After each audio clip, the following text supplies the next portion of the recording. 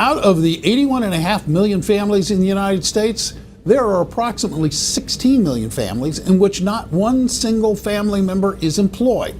That's about 1 of every 5, or roughly 20%. Now, this number, as shocking as it is, has been relatively steady since the Bureau of Labor Statistics began tracking it in 1995. According to the Bureau, unemployed means an individual who has actively sought out work in the past month. So that does not even include those who have given up. Joining me now to weigh in on this discussion on the economy is David Mueller. He's professor of economics at King's College. Economist Peter Schiff, he joins us by Skype. Thanks, Peter. And personal finance expert Jordan Goodman. And gentlemen, before we get started with these, I want to look at a couple of numbers because I had to look these up myself. I know that for a while I've been on Dennis's show talking about the fact that this is the worst economic recovery from any recession in the United States history, but I didn't know just exactly how bad. The GDP in 2015 was 2.38%. That glosses over the fact that we had a fourth quarter that was less than 1% growth. The projected growth for GDP in 2016 this year is 2.67%. It's right there on the screen, but I couldn't see it. That glosses over the fact that many economists, and I think Peter might fall in this group, who expect to see negative growth in this quarter, raising the question, are we in fact in a recession? So Peter, let's start. I know that you've been rather bearish on this the economy and where we are. So are we, do you think, at the point of a recession, or do you think we have a little ways to go before we get there? Well, first of all, I don't think we ever actually recovered from the last one. I mean, you say it's the weakest recovery ever. I think it's because it's not a recovery at all. I mean, if you look at nominal GDP, the entire recovery, we've had nominal GDP that is consistent with recession. It's only because the government has convinced everybody that there's no inflation. But if inflation is actually 1 or 2 percentage points higher than what the government is using to calculate the GDP deflator, then in fact, we have never recovered. We're in recession. And in fact, if you look at the typical American, he is worse off financially than he was when this so-called recovery began. He has a lower net worth. Right. He has lower real income. He has more debt. The home ownership rate has collapsed to the lowest in about 50 years. So most of the ways we measure well-being or standard of living, people are worse off today than they were when the recovery supposedly began. And normally the recoveries are better than the recessions, but this recovery is worse than the recession for most people. For some people, obviously, if you had a lot of money in the stock market, maybe it's been okay for you.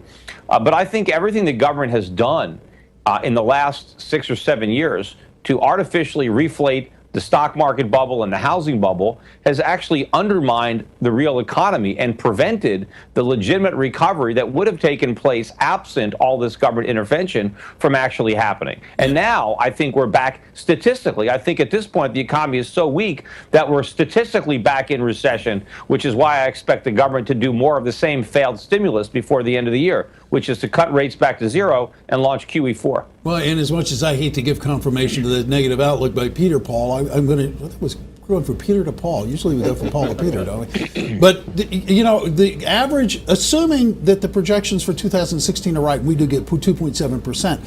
We are looking at an average yearly annual GDP under President Obama of 1.55%. So it goes right to Peter's point. If, in fact, we are looking at inflation that is a couple of percentage points higher than what we've been looking at, we really never did come out of this at all.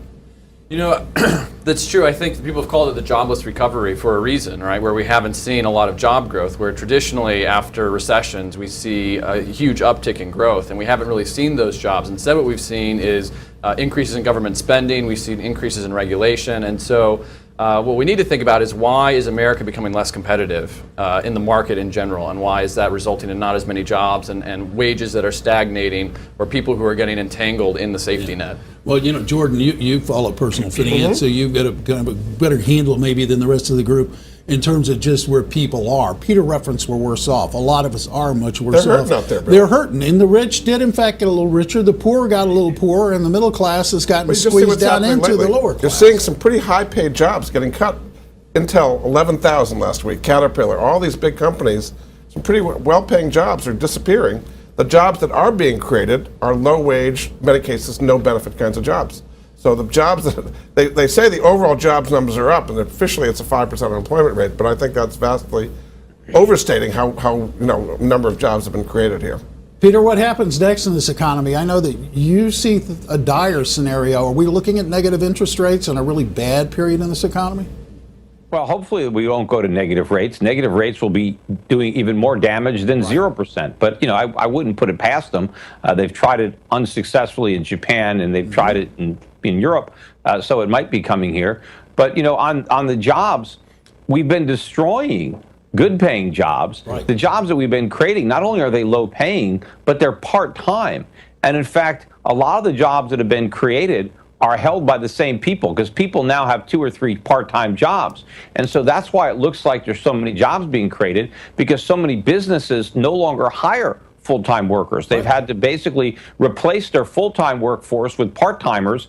And so now we have record numbers of waiters and bartenders, because every waiter is holding down 3 jobs instead of 1 job.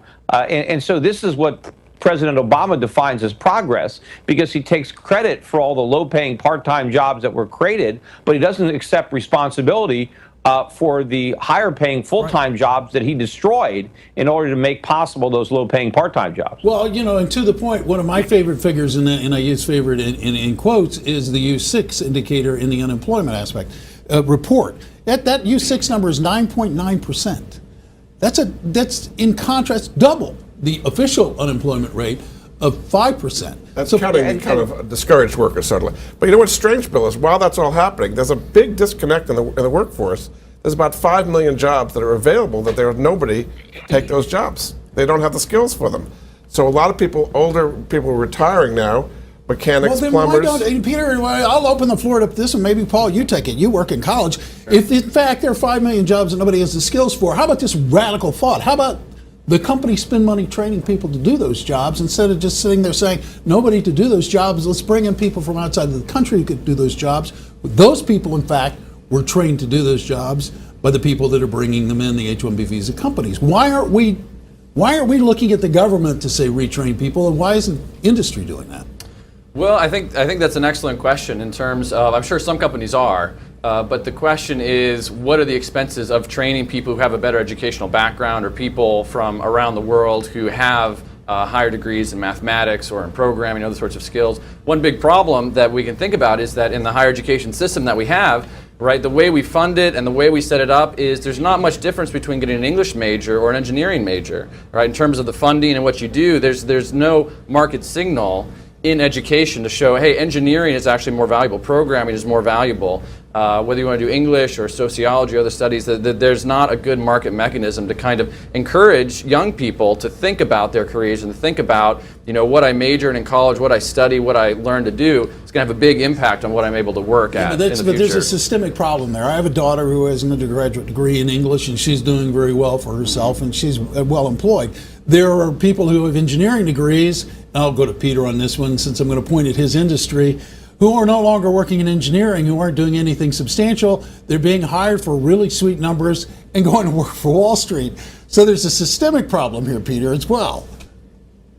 Well, yeah, and obviously we have our young people, unfortunately, lured into colleges based on some kind of promise that just getting a degree, any degree, no matter the cost, is somehow going to ensure you a good job when you graduate. And unfortunately, that's not the case. And so people have lots of debt, and they have majors really that have no marketable value. And for companies to try to hire these people and train them, it's very expensive to train them. And a lot of the people don't want these jobs. But I think a lot of the jobs that are going unfilled are really the part-time jobs. That's why we have so many job openings, because companies need a lot of part-time people. And sometimes it's hard to find all the part-time help that you need, because not everybody's hours will work with the hours that you want. And then, of course, when you're talking about part-time jobs at low pay, there are a lot of people that would prefer government welfare programs or unemployment benefits to accepting these low-paying part-time jobs. So I think that's another reason why you still have so many vacancies. Okay, I'm going to do the utterly bad TV thing. We got like 2 minutes left, and I really wanted to get into Social Security. We've got a system that more and more people believe is on a crash course to insolvency. Literally 2 minutes left. We're not going to solve this problem. But Jordan, you started to jump in there, so I'll give you first word on this and make it short. Do we need to cut benefits? What needs to happen? Something's got to happen on both sides of Social Security, because we have 10,000 people a day turning 65, and we have fewer workers paying into the system. It's basically was designed as an insurance system. You pay in, you get out, but there's more people getting out than putting in. So it's definitely going towards a crisis. If you get your official Social Security statement, it says right on there, in 2032 we ran out of money. So here we are in 2016. It's inevitable, and none of the candidates are really talking about doing anything about Social Security. Well, I didn't want to retire anyway. Paul, your quick Yeah, I thoughts. mean, Social Security, it's totally unsustainable. We have to figure out, meet commitments to seniors who have retired, but we need to start changing the program so that people have individual retirement accounts. I mean, that's the only way we're going to solve this problem systemically. When Social Security was first passed, the tax was anywhere from 2 to 6%. Now they're taxing people over 12% to pay for this. You can't just keep increasing taxes to sustain a system And of course, that when they doesn't started work.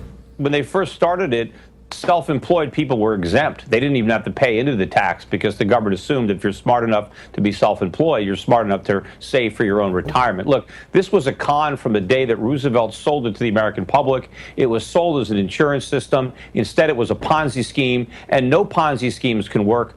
Just because it's run by the government doesn't mean that it's going to be more successful than what Bernie Madoff did or Ponzi himself. So look, we got to end this program. We got to admit that it's a failure. It's already out of money. And it's going to bankrupt the country if we try to live up to these commitments. It is impossible to do it. The sooner politicians can have the courage to admit this, then we can begin to solve the problem. But Social Security is completely unsustainable. Yeah, well, we got 2 votes in the program to get rid of the system, reform it with something else. Jordan, are you yay or nay fast? I'm a nay. He's a nay. He wants to keep it, folks. Write your cards and letters to Improve Jordan it, Good. but we got to keep it. There you yes. go. Let us know what you think. Send us an email at dnlreport@newsmax.com. Peter, Jordan, Paul, thank you all for being with us. We'll be right back.